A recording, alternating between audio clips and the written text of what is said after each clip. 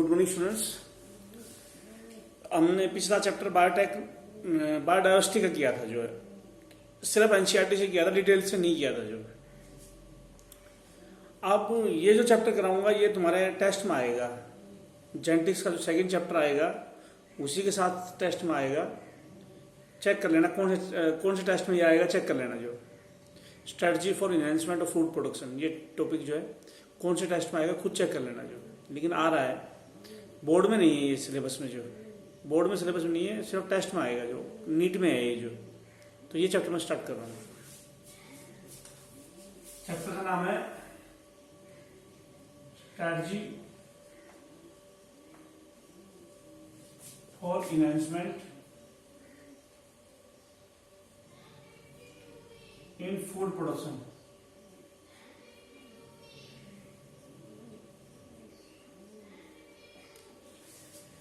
Food production बढ़ानी है तो कौन कौन से मेथड यूज करने चाहिए। आज पॉपुलेशन बहुत ज़्यादा बढ़ चुकी है, खाना उतना है नहीं, तो खाने को किस तरह से बढ़ाया जाए कि पॉपुलेशन के काम आ सके, इतने ज़्यादा लोगों को कैसे बचा सके, कि किस तरह से खाना अवेलेबल करवाए।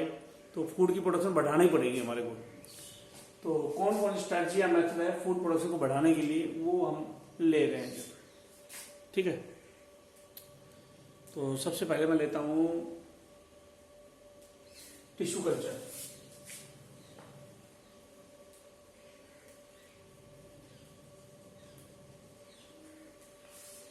टिश्यू कल्चर करके हम नया प्लांट तैयार कर सकते हैं। जो अच्छे अच्छे प्लांट हैं उनके क्लोन तैयार कर सकते हैं टिश्यू कल्चर से, माइक्रो प्रोपगेशन से। तो अच्छा प्लांट तैयार करेंगे तो फूड प्रोडक्शन तो बढ़ेगी। फिर जो पहले एक्सप्लांट टिश्यू कल्चर क्या होता है? When plant parts are grown in culture medium.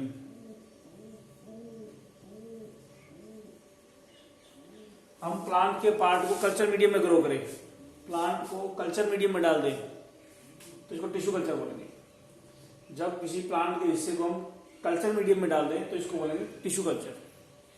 Plant के जिस हिस्से, जिस पार्ट को, रूट को, स्टेम को, लीफ को, जिस किसी को टिश्यू कल्चर में डालेंगे उसको क्या बोलोगे? Part of the plants placed in culture medium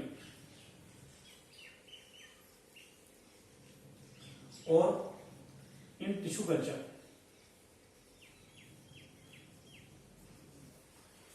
tissue culture में जो प्लांट का जो हिस्सा डालेंगे उसको बोलेंगे explant. Is called explant. Plant का जो हिस्सा कल्चर मीडियम में डालेंगे उसको बोलेंगे एक्सप्लांट। तो टिश्यू कल्चर का मतलब ये नहीं है कि टिश्यू ही डालेंगे। टिश्यू कल्चर में हम सेल डाल सकते हैं, टिश्यू डाल सकते हैं, ऑर्गन डाल सकते हैं।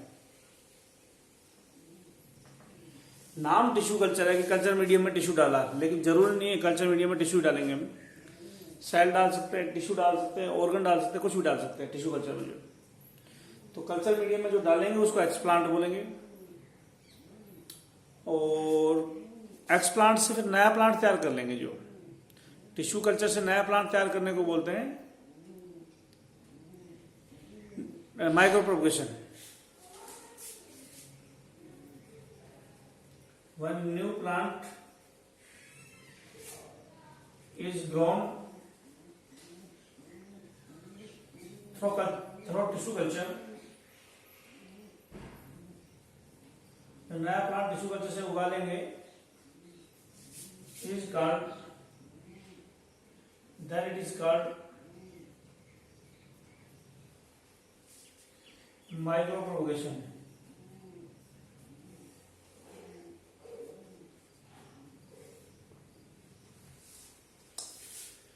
टिश्यू कल्चर से नया प्लांट तैयार करेंगे, इसको बोलेंगे माइक्रो प्रोपगेशन। टिश्यू कल्चर से नया प्लांट तैयार करना माइक्रो प्रोपगेशन कहलाता है। प्रोपगेशन मतलब रिप्रोडक्शन, माइक्रो मतलब छोटे लेवल पे, कल्चर मीडियम में। प्रोपगेशन मतलब रिप्रोडक्शन, माइक्रो मतलब छोटे लेवल पे नया प्लांट तैयार करने को बोलेंगे micro propagation.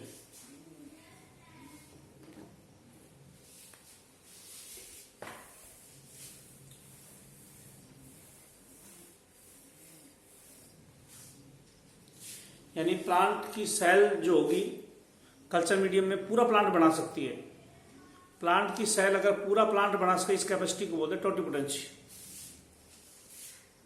Ability of plant cell to produce complete plant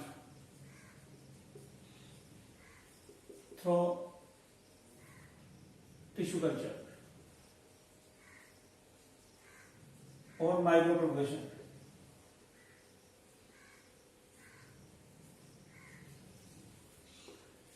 tissue culture या माइक्रो प्रोपगेशन से पूरा प्लांट तैयार कर रहे हैं, फिर हम इस कैपेसिटी को बोलते हैं इज कॉल्ड टोटिपोटेंसी।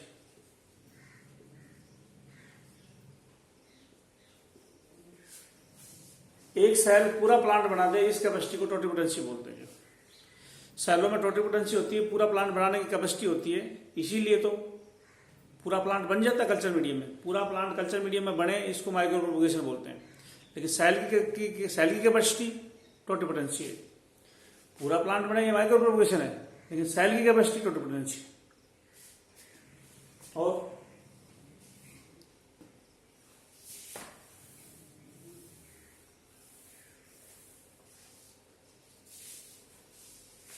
जो प्लांट बनेगा कल्चर माइक्रो प्रोपगेशन से या टिश्यू कल्चर से, वो क्लोन बनेगा। जो plant produced through micro propagation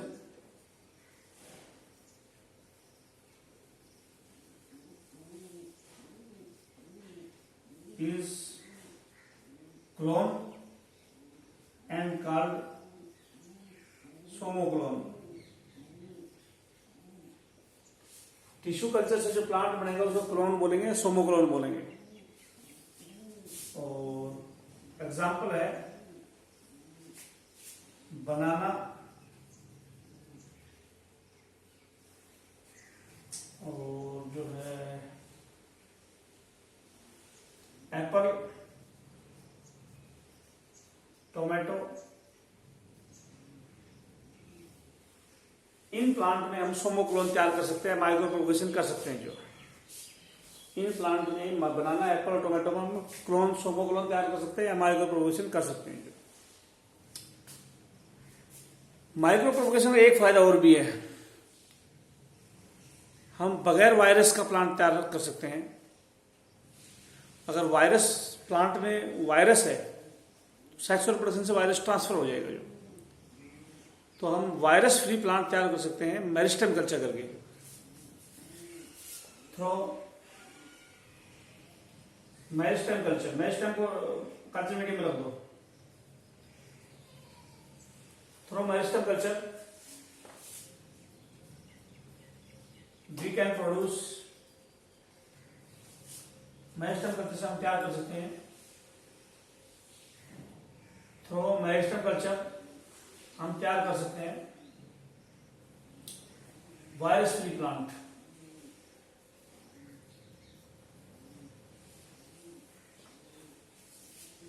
अगर प्लांट में गैमेट सेक्सुअल रिप्रोडक्शन से फूल से वायरस ट्रांसफर हो रहा है, तो मेरिस्टेम कल्चर कर लो। मेरिस्टेम को लो प्लांट का और कल्चर मीडियम में रख दो, बगैर वायरस का प्लांट तैयार हो जाएगा। क्यों? क्योंकि मेरिस्टेम की सेल तेजी से डिवाइड करती है और इसलिए वायरस उसके अंदर मल्टीप्लाई नहीं कर सकता। जो मेरिस्टेम कल्चर में क्या होता है, मेरिस्टेम तेज डिवाइड करता है तो वायरस उसके अंदर मिलेगा ही नहीं। जो इतनी तेज रिप्रोडक्शन करने वाले प्लांट टिश्यू में वायरस नहीं मिलेगा। जो तो इसलिए वायरस फ्री प्लांट तैयार हो जाएंगे। जो तो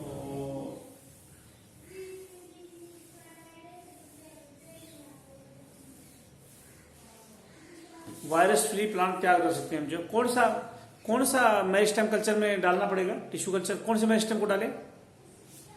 तो एपिकल मेरिस्टेम भी ले सकते हो एंड एक्सिलरी या intercalary.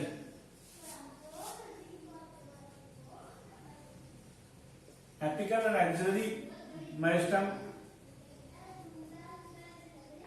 both can be used for virus free plant production।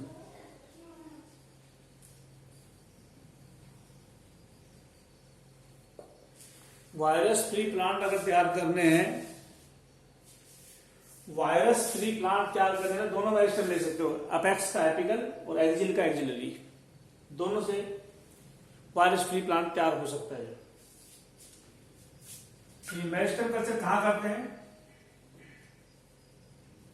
Meristem culture is done, कहां करते हैं मेरिस्टेम कल्चर? शुगर केन, बनाना, शुगर केन, बनाना, पोटैटो,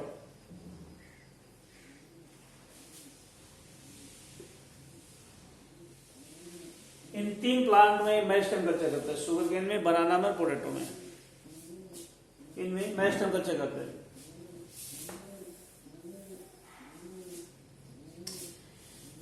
टिश्यू कल्चर करेंगे तो कुछ केमिकल डालने पड़ेंगे कल्चर मीडियम में। टिश्यू कल्चर में, कल्चर मीडियम में कौन कौन से केमिकल डालेंगे? जो chemicals use in tissue culture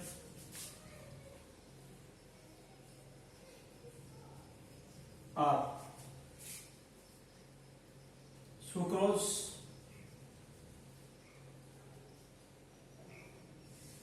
vitamins, amino acids, hormone में यूज करेंगे ऑक्सीजन, साइटोकाइन,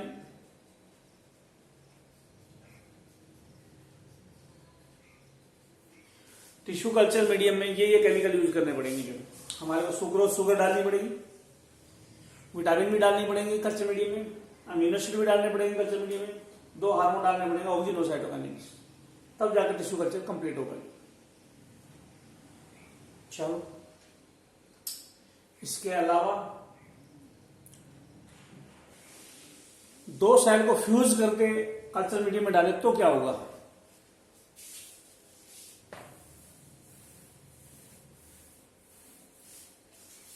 हम बोलते हैं 2 सेल लेते हैं, उनकी सेल वॉल हटा देते हैं। We takes 2 cells of different plants and their cell walls are removed. 2 plant की सेल लेंगे, उनकी सेल वॉल को हटा देंगे। 2 प्लांट की सेल वॉल लेंगे, 2 प्लांट की सेल लेंगे, उनकी सेल वॉल को हटा देंगे। सेल वॉल हटाने के बाद बची हुई सेल को क्या बोलते हैं? After removal of cell wall, cell wall हटाने के बाद cells are called protoplast. Cell wall हटाने के बाद सेल को प्रोटोप्लास्ट बोलते हैं। और 2 प्रोटोप्लास्ट को अगर जोड़ दें इसको बोलते हैं fusion of protoplast of 2 different cells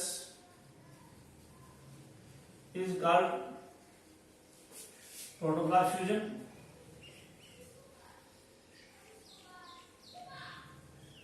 or somatic hybridization।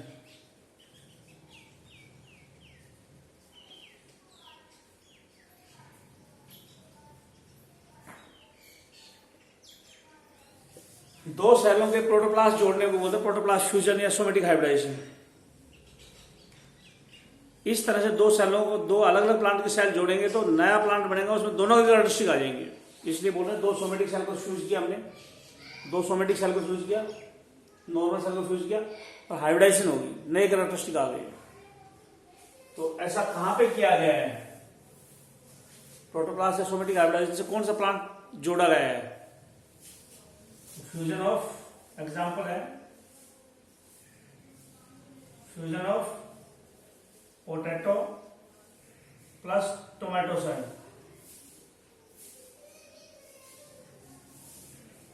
दूसरा fusion of brinjal cell and tomato cell. इनसे जो नई सेल बनी उसका नाम, इस पेड़ का नाम रखेगा पोमेटो। इसका इसका नाम क्या रखा गया, बोमेटो। इन प्लांट को बोल सकते हैं सोमेटिक हाइब्रिड।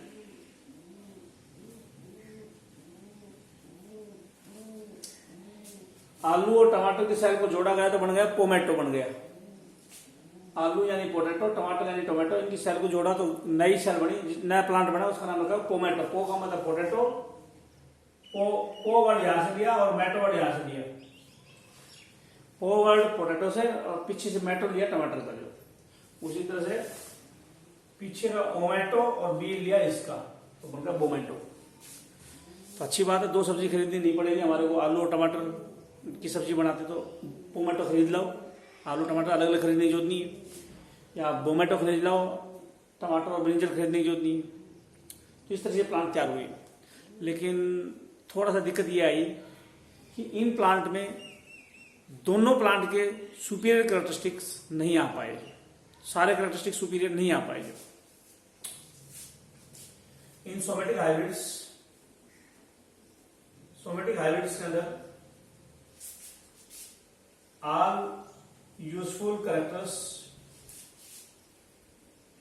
सारे useful characters could not be mixed.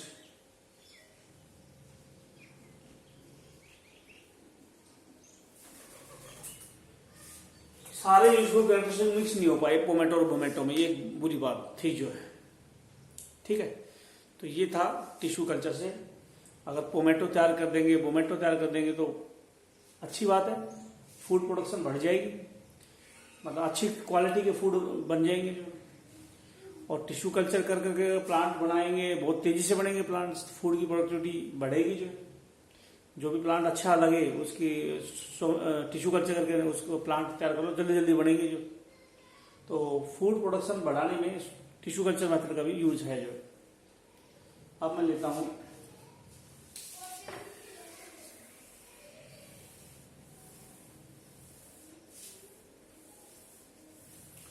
कुछ डाटा ले रहा हूं मैं जो ना, कि फूड की प्रोडक्शन कब से कब कितनी बढ़ी। In between 1960 to 2000, 40 years। इन 1960 से 2000, 1960 से 2000 के बीच में, 1960 से लेकर 2000 तक, 1960 से लेकर 2000 तक किस किस चीज की कितनी प्रोडक्शन बढ़ी, बताएं कितनी प्रोडक्शन बढ़ी। व्हीट 1960 में होता था 11 मिलियन टन, और 40 सालों में बढ़कर हो गया 75 मिलियन टन।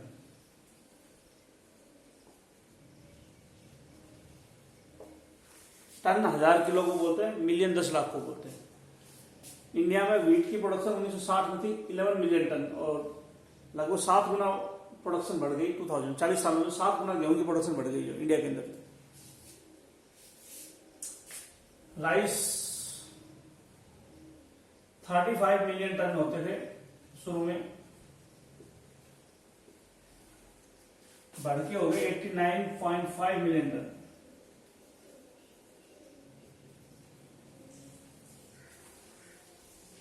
लगभग 2.5 गुना राइस की प्रोडक्शन भी बढ़ी है इन 40 सालों में। तो इन 40 सालों में बहुत कुछ बढ़ा है जो। ठीक है, व्हीट की प्रोडक्शन बढ़ गई, राइस की प्रोडक्शन बढ़ गई, और क्या बढ़ा। व्हीट की प्रोडक्शन बढ़ गई, राइस की प्रोडक्शन बढ़ गई। ये सब कुछ कैसे पॉसिबल हो पाया। व्हीट की प्रोडक्शन बढ़ी है, सेमी ड्वार्फ वैरायटी, दोनों की सेमी ड्वार्फ वैरायटी।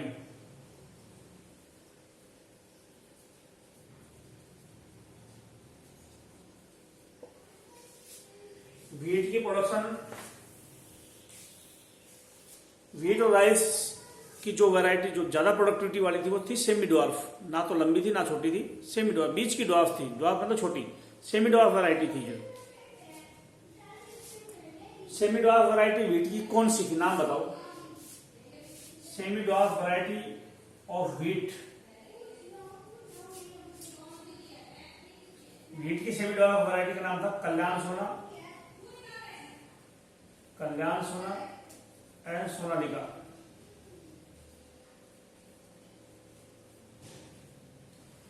व्हीट की सेमी डॉलर वैरायटी का नाम है कल्याण सोना और सोनालिका।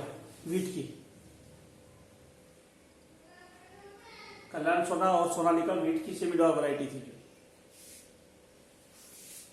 राइस की सेमी डॉलर वैरायटी तैयार हुई थी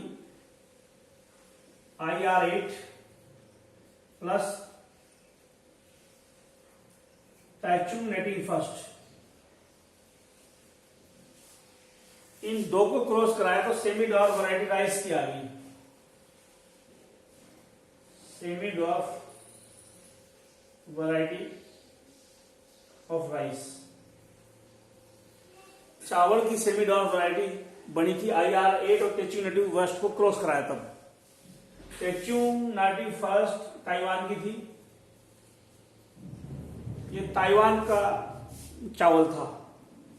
और IR का मतलब क्या है, international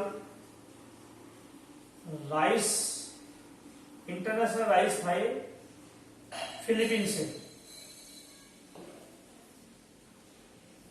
international rice research institute.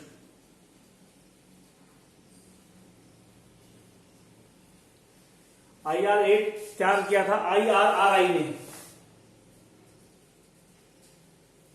IRRI institute है उसने तैयार किया इंटरनेशनल राइस IR8।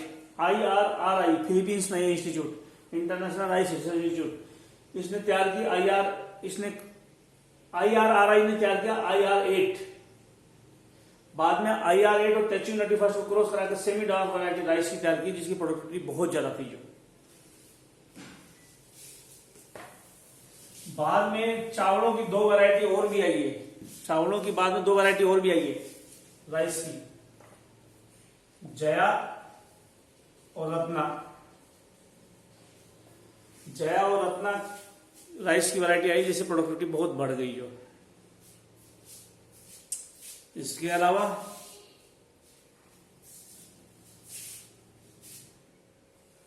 तो ये थी वैरायटी जो व्हीट की प्रोडक्शन जो बढ़ाई है वो बोरलो ने बढ़ाई है। व्हीट की प्रोडक्शन जो बढ़ाई है Borlaug, father of green revolution. Green revolution, हरित क्रांति का फादर है बोरलो, मैक्सिको का था। इंडियन फादर कौन है ग्रीन रिवॉल्यूशन का? Indian father of green revolution, green revolution का इंडियन फादर है MS Swaminathan.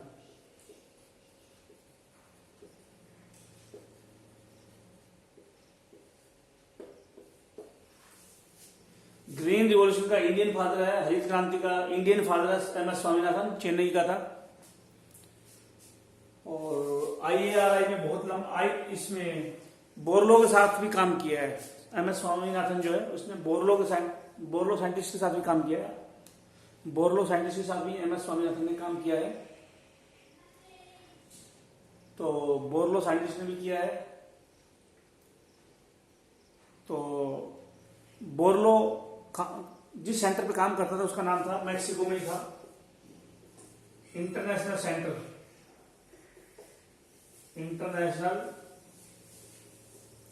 Centre for wheat and मेज इन मैक्सिको। मैक्सिको में एक इंटरनेशनल सेंटर था, इंटरनेशनल रिसर्च इंस्टीट्यूट थी जो गेहूं और मक्का पे काम करती थी। इंटरनेशनल सेंटर था, व्हीट और मेज पे काम करता था, व्हीट और मेज पे काम करता था। इंटरनेशनल सेंटर था मैक्सिको का, वहां पे भी MS स्वामी इसने बोरलो ने काम किया है। इसके अलावा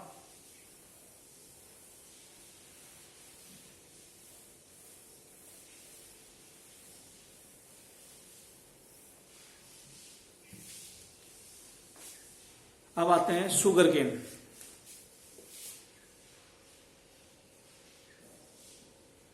शुगर केन दो टाइप के होते हैं, एक साउथ इंडिया का, एक नॉर्थ इंडिया का। साउथ इंडिया का शुगर केन जो है, इसका साइंटिफिक नेम है सैक्रम ऑफिसिनरम। नॉर्थ इंडिया का है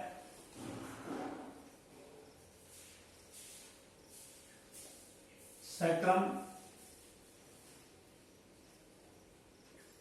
बारबेरी। हमारे हरियाणा या नॉर्थ इंडिया का जो गन्ना है उसका नाम है सैक्रम बारबेरी। साउथ इंडिया का जो गन्ना है उसका नाम है सैक्रम ऑफिसिनरम। साउथ इंडिया का जो गन्ना था उसमें स्टेम थिक है, thick stem and more sugar.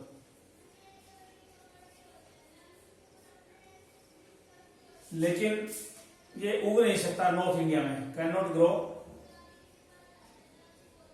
In north India. South India का गन्ना बहुत बढ़िया गन्ना है, उसका स्टेम मोटा है, बहुत ज्यादा शुगर होती है। इसमें लेस शुगर है। हमारा नॉर्थ इंडिया है उसका गन्ने में शुगर कम है, साउथ इंडिया वाले में गन्ने में शुगर ज्यादा है। लेकिन साउथ इंडिया वाले को हम उगा नहीं सकते, वरना हम नॉर्थ इंडिया को छोड़े साउथ इंडिया को उगा ले। लेकिन दिक्कत है, साउथ इंडिया के गन्ने को हम उगा नहीं सकते, या उगता नहीं है वो। इन दोनों को क्रॉस करा के ऐसा गन्ना तैयार किया जो साउथ इंडिया की कैरेक्टरिस्टिक शो करता था और नॉर्थ इंडिया की तरह से उग भी सकता है। Due to cross of these varieties, इन वैरायटी को क्रॉस किया, hybrid variety was produced, hybrid variety तैयार की गई। और इस हाइब्रिड वैरायटी में this hybrid variety have south India की तरह से more sugar, thick stem. South India के गन्ने की कैरेक्टरिस्टिक आ गए, शुगर ज्यादा है, thick stem, and can be grown in north India.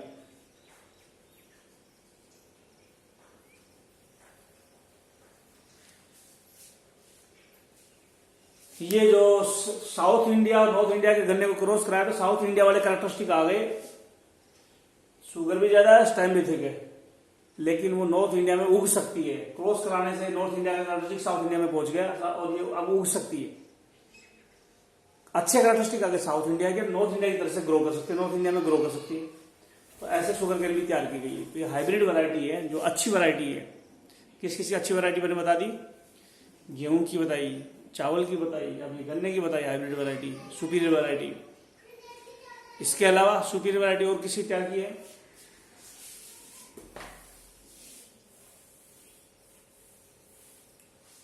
हम बोलेंगे मक्का, ज्वार, बाजरा, इनको मिलेट बोलते हैं।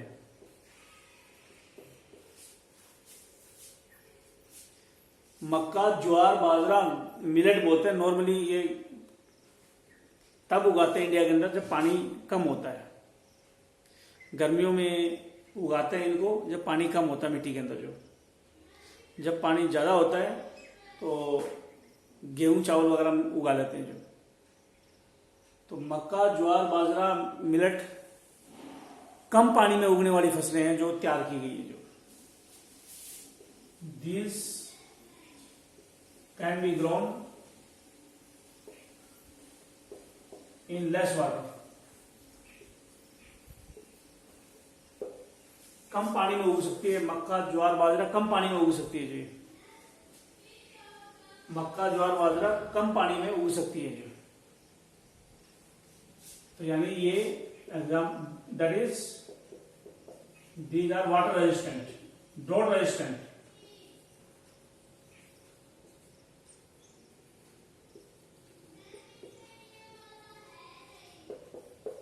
सूखे से रेजिस्टेंट है। मक्का, ज्वार, बाजरा सूखे से रेजिस्टेंट है। सूखे में भी उग जाती है जो।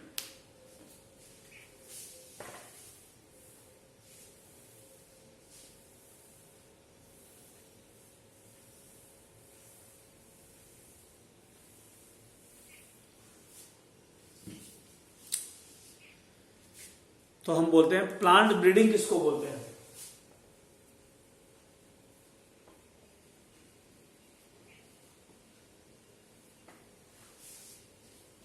प्लांट ब्रीडिंग किसको बोलते हैं? अच्छे अच्छे प्लांट को छांट के उनको क्रॉस कराना प्लांट ब्रीडिंग होता है।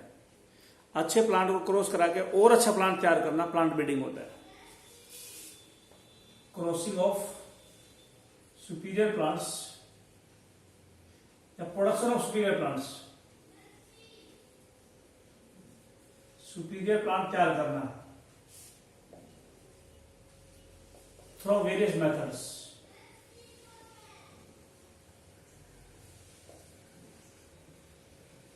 Is called plant breeding.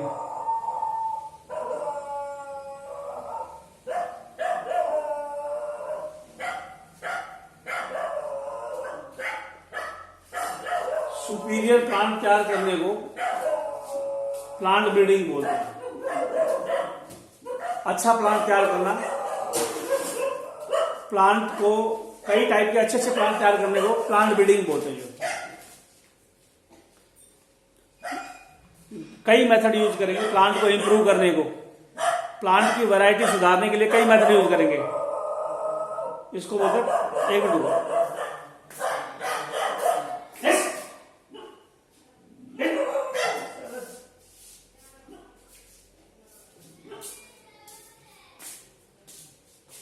Plant को कई मेथड से प्रोडक्टिविटी बढ़ा सकते हैं।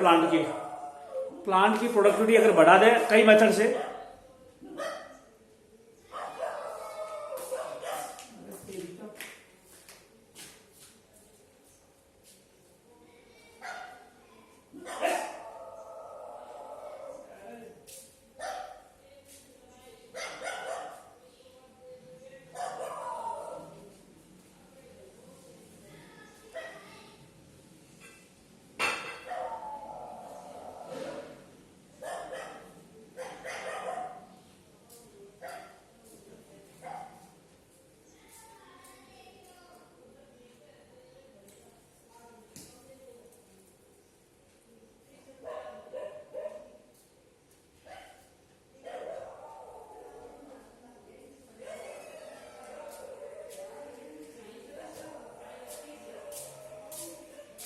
अगर हम कई मेथड से सुपीरियर प्लांट तैयार कर दें तो प्लांट ब्रीडिंग बोलते हैं।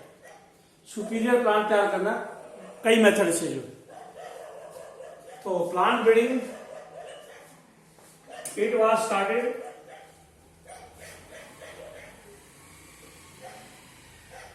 $9,000 to $11,000 ईयर अगो। पहली बार एग्रीकल्चर भी 10,000 साल पहले आई थी, प्लांट ब्रीडिंग भी 10,000 साल पहले आई धरती पाई है। प्लांट को इंप्रूव करने के मेथड 10,000 साल पहले आए हैं, और एग्रीकल्चर भी, खेती भी 10,000 साल पहले स्टार्ट हुई थी। तो मैं टॉपिक ले रहा हूं हाइब्रिडाइजेशन का।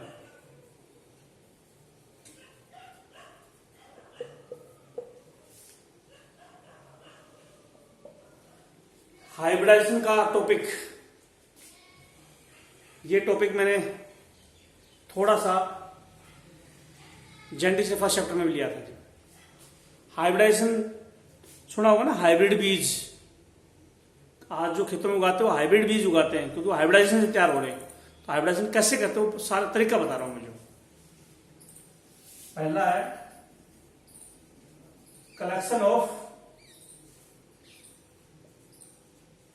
Variability.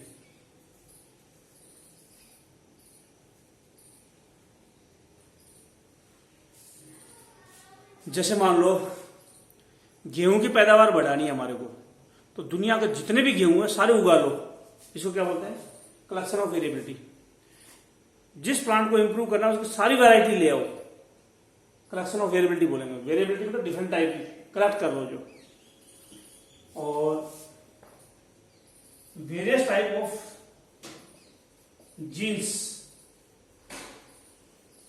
or alleles are called germ plasm collection.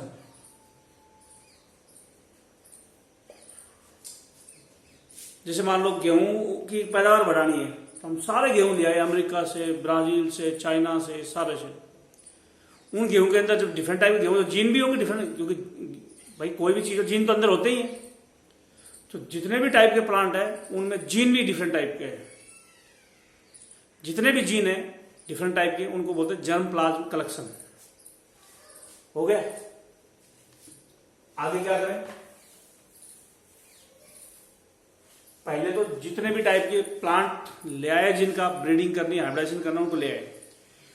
फिर उन सारे पेड़ में से कोई 2 पेड़ छांट लो जिनके कैरेक्टरिस्टिक हम एक में लेके आने। 2 सुपीरियर प्लांट ले लो जिनके कैरेक्टरिस्टिक एक प्लांट में लेके आने हमारे को, तो हम बोलेंगे selection of parent. Selection of parent plant. पहले जितने भी पेड़ छांट लिए, फिर उसके बाद उनमें 2 छांट लिए सुपीरियर, और फिर हाइब्रिडाइजेशन कर दो। 2 प्लांट के बीच में हाइब्रिडाइजेशन कर दो, दोनों कैरेक्टरिस्टिक लेके आने। तो हाइब्रिडाइजेशन करा दो of these parent plants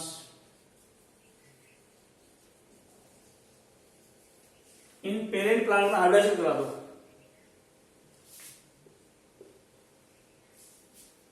hybridisation हो सकती है इंटरस्पेसिफिक हो या इंट्रास्पेसिफिक हो। ये इंटरवैराइटल हो सकती है, इंट्रावैराइटल हो सकती है।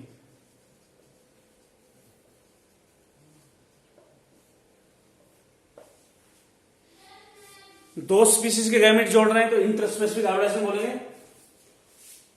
ये होगा डिफरेंट स्पीसीज के बीच में, बिटवीन डिफरेंट स्पीसीज। 2 स्पीसीज में हाइब्रिडाइजेशन को बोलेंगे इंटरस्पेसिफिक। ये सेम स्पीसीज में होगा।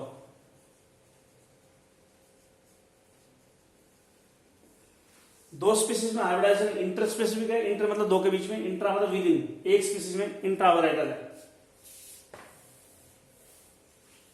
एक स्पीसीज में 2 वैरायटी के बीच में हो तो इंटरवैराइटल, एक वैरायटी में हो तो इंट्रावैराइटल।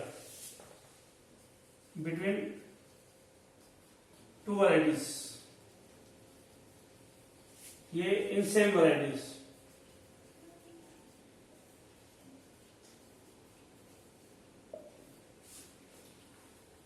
हो गया यहां तक। हाइब्रिडाइजेशन की दिक्कत क्या है? एक तो बहुत टाइम लगता है, इसकी ड्रॉबैक ये है कि बहुत टाइम लगता है हाइब्रिड सीड तैयार करने में। और दूसरा, जरूरी नहीं सुपीरियर कैरेक्टरिस्टिक आ जाए, हार्मफुल कैरेक्टरिस्टिक मिक्स हो जाएगी। ड्रॉबैक है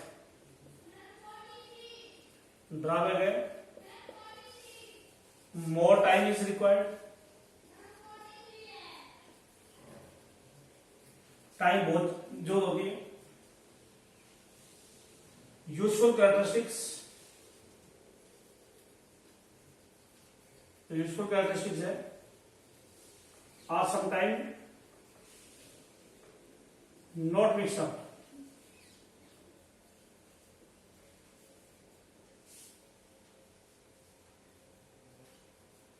ये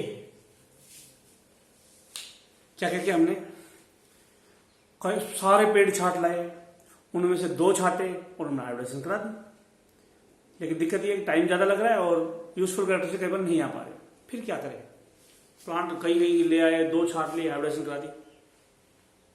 हाइब्रिड प्लांट के बीज उगा हुआ के देख लो।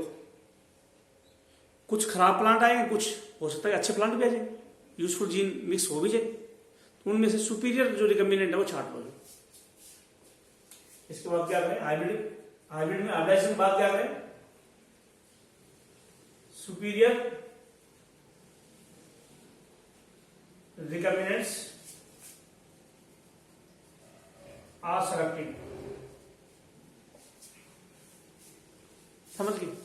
फिर बताऊं, दुनिया के जितने भी जगह जगह से पेड़ छांट लाओ, एक हो गया। उनमें से 2 पेड़ जिनके बीच में हाइब्रिडाइजेशन कर लो, करने वो छांट लो, पेरेंट छांटे, हाइब्रिडाइजेशन करवाई। फिर जो बीज उगाए उनमें जो अच्छे बीज है वो छांट लो। जो हाइब्रिड प्लांट, हाइब्रिडाइजेशन के बाद जो नया प्लांट बनेगा वो हाइब्रिड प्लांट है, हाइब्रिडाइजेशन से तैयार करेगा। सारे हाइब्रिड प्लांट छांट लो, उनमें जो अच्छे अच्छे वो छांट लो, खराब को रहने दो।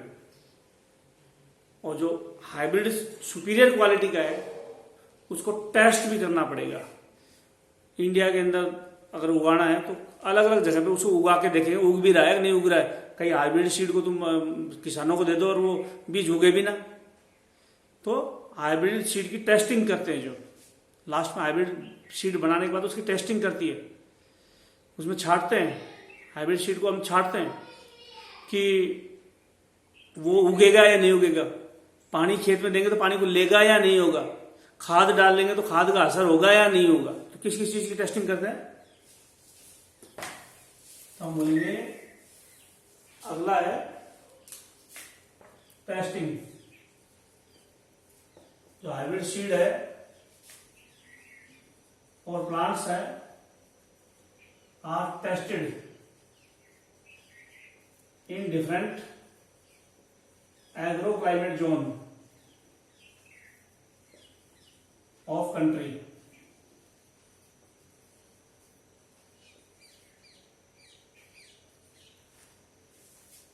जो हाइब्रिड सीड है इनको टेस्ट करेंगे अलग अलग एग्रो क्लाइमेट जोन में, कंट्री में टेस्ट करेंगे। क्या क्या चीज टेस्ट करेंगे? इरिगेशन टेस्ट, इरिगेशन पानी का, पानी वो सीड पानी पे प्लांट जो पानी ले रहा है नहीं ले रहा है, इरिगेशन पानी की टेस्टिंग करेंगे। और क्या टेस्ट करेंगे पानी के साथ साथ? इरिगेशन और फर्टिलाइजर रेस्पॉन्स आर टेस्टेड।